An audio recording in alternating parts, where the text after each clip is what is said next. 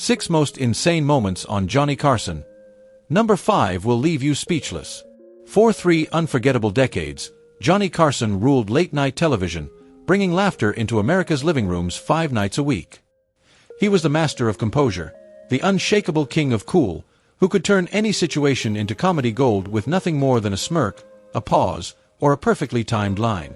But even Carson, the man who seemed untouchable behind that desk, wasn't immune to the unpredictable chaos of live TV. Johnny prided himself on being ready for anything, recalled a longtime Tonight Show producer. But there were times when the unexpected hit so hard, even he couldn't keep that famous composure.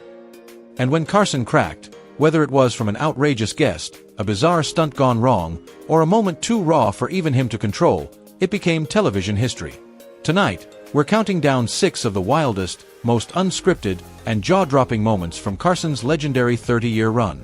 These are the times when America's smoothest host found himself caught off guard, by laughter, by emotion, or by circumstances no one could have possibly predicted.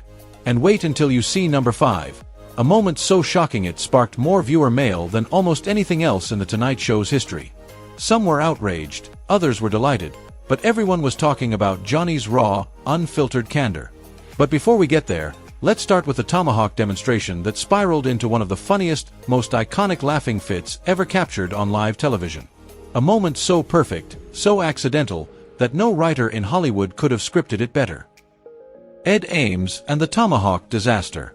What started as a simple demonstration turned into one of the most unforgettable moments in television history. In April 1965, Ed Ames, best known at the time for playing the Native American character Mingo on NBC's hit series Daniel Boone, appeared on The Tonight Show starring Johnny Carson. The plan was straightforward. Ames would show off the tomahawk throwing skills he often used on screen. The segment began innocently enough. Ames carefully explained his technique while Carson stood by, listening with polite curiosity. A wooden cowboy silhouette was rolled out as a target. Ames raised the tomahawk, aimed, and let it fly.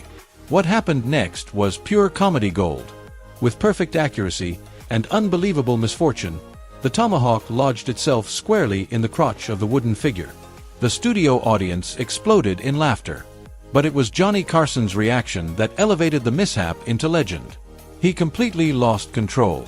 We'd seen Johnny laugh before, one director later recalled, but never like this. He was doubled over, tears streaming down his face, unable to speak for what felt like forever. For nearly 3 full minutes, an eternity on live television, Carson was consumed by laughter. When he finally managed to catch his breath, he delivered the knockout punch. But, I didn't even know you were Jewish. The perfectly timed quip sent the audience into another wave of hysterics, showcasing Carson's unmatched ability to spin the unexpected into comedy brilliance. What made the moment so iconic wasn't just the joke. It was the rare glimpse of Johnny stripped of his professional composure, surrendering to unfiltered, genuine laughter. In an era when celebrity images were tightly controlled, viewers saw the real Carson, and they loved him all the more for it. The tomahawk incident became so legendary that it was replayed countless times over the decades, even resurfacing during Carson's farewell week in 1992. To this day, it stands as one of the most spontaneous and perfectly funny moments in television history. A reminder that sometimes the best comedy isn't scripted at all. Don Rickles breaks Carson's cigarette box.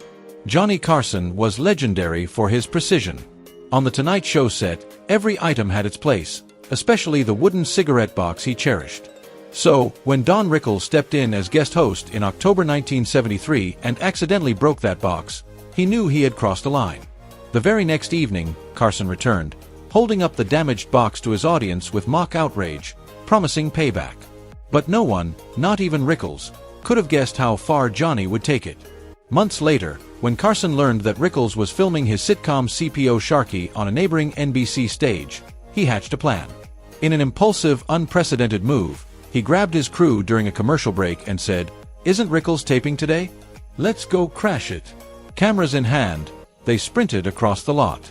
What followed was pure late-night magic. Carson barged onto Rickles' set in the middle of a live taping. The studio audience froze in confusion, watching the Tonight Show host storm in while Rickles, dressed in full Navy uniform, stood slack-jawed. "You broke my cigarette box," Carson barked, while Rickles stammered, scrambling for an apology. The brilliance of the moment wasn't just the ambush, it was the chemistry. Beneath Carson's mock fury was genuine affection, and Rickles' wide-eyed delight made it clear how much he relished the gag. As one director later recalled, Johnny wouldn't have done that with anyone else. It showed how much he truly loved Rickles. Carson was a master of control, yet with Rickles he let himself be the punchline. The incident instantly became television legend, replayed for decades as one of the rare times Carson broke his own rules and let raw spontaneity steal the show. Bette Midler makes Carson cry. As Johnny Carson's legendary 30-year reign on The Tonight Show drew to a close in May 1992, every episode carried the weight of farewell. The penultimate show, featuring Robin Williams and Bette Midler, was expected to deliver laughs, but no one could have predicted the moment that would go down as one of the most unforgettable in late-night history. After a lively segment filled with jokes and banter, Midler suddenly shifted the mood. She turned to Carson and announced she wanted to sing something just for him. With the studio hushed, she began a tender, soulful rendition of One for My Baby and One More for the Road, a haunting ballad of last calls and goodbyes. Singing directly to Carson, her voice filled the room with raw emotion. And then it happened. The unthinkable. The camera caught Johnny Carson, the cool, controlled king of late night, with tears welling in his eyes. A sound engineer later recalled, "You could have heard a pin drop. Everyone in that studio knew we were witnessing something extraordinary." For 3 decades, Carson had charmed millions while keeping his true feelings carefully guarded. He rarely allowed vulnerability to slip through. But in that moment, the walls crumbled. He didn't crack a joke to break the tension. He didn't hide behind his polished persona. Instead, he let himself be human, with Midler, with the audience, with the entire country watching. When the song ended, Carson leaned forward, kissed Midler's hand, and with genuine humility whispered, "I can't top that." It was a gesture of gratitude that spoke louder than any monologue. That night, viewers didn't just see Johnny Carson the entertainer. They saw Johnny Carson the man, saying goodbye not just to a show, but to 30 years of his life. To this day, the moment is remembered as one of the most authentic and moving in television history. Animal handler's monkey climbs Carson's head. Johnny Carson's Tonight Show was legendary for its unpredictability, and nothing captured that better than his animal segments. Over the years, he welcomed countless handlers and their exotic companions, but one night in 1979 stood out above them all. Animal expert Joanne Steele brought along her Capuchin monkey, and at first, everything seemed routine. Steele explained the monkey's habits while Carson listened politely. Then, without warning, the tiny primate decided Johnny's immaculately styled hair looked like the perfect jungle gym. "It just launched itself right onto his head," remembered a cameraman who was there that night. No hesitation, no build-up. 1 second it was calm, the next it was turning Johnny's hair into a playground. What made the moment unforgettable wasn't the monkey's antics, but Carson's response. Instead of panicking, calling for help, or shoving the animal away, he sat perfectly still, his face frozen in that trademark deadpan expression while the monkey shredded his famously flawless hairdo. Johnny's hair was sacred, it was always perfect, not a strand out of place, recalled a makeup artist from the show. Seeing it completely destroyed by a monkey while he just sat there, that was comedy gold. Finally, when the monkey returned to Steele, Carson turned directly to the camera, his hair wild and sticking in every direction, and delivered a perfectly timed line, "And this, ladies and gentlemen, is why I prefer cats." The audience exploded with laughter. For the producers, this was Carson at his very best. He could take a total disaster, remain unflappable, and transform it into a comedy classic.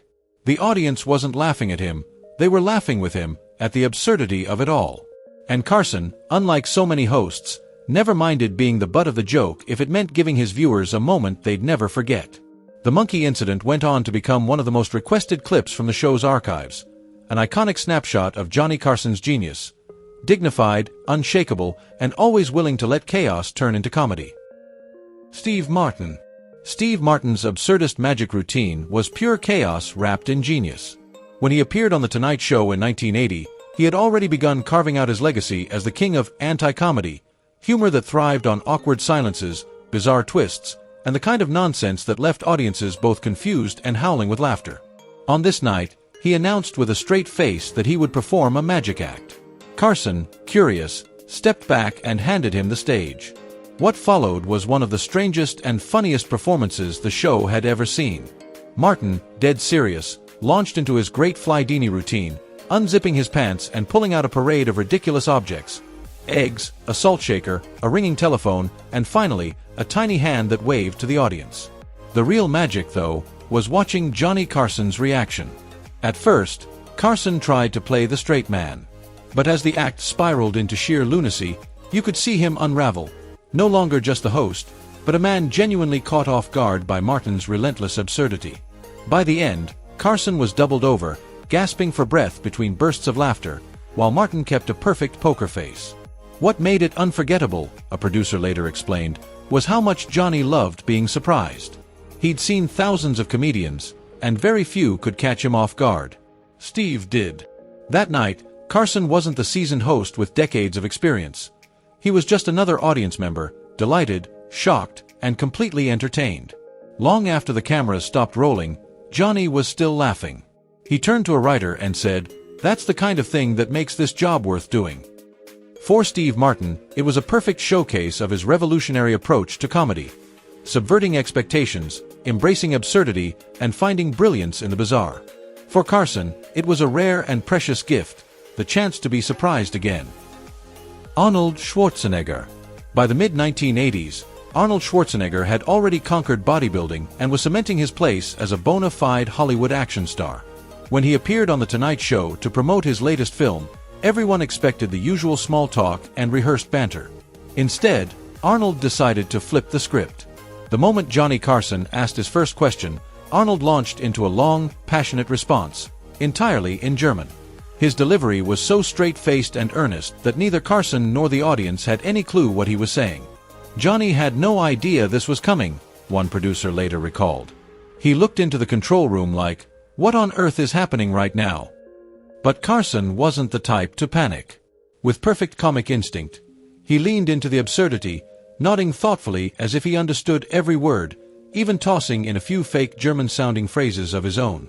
The audience caught on almost instantly, and soon the studio was roaring with laughter at the ridiculous exchange. After a few minutes of the gag, Arnold finally broke character, laughed, and switched back to English. He confessed he had always wanted to see how Johnny would react if he completely went off script. Instead of shutting it down, Carson embraced the chaos, turning what could have been an awkward stunt into comedy gold. That night revealed two things: Arnold's underrated sense of humor and Carson's genius as a host. Rather than clinging to control, Johnny allowed himself to become part of the joke.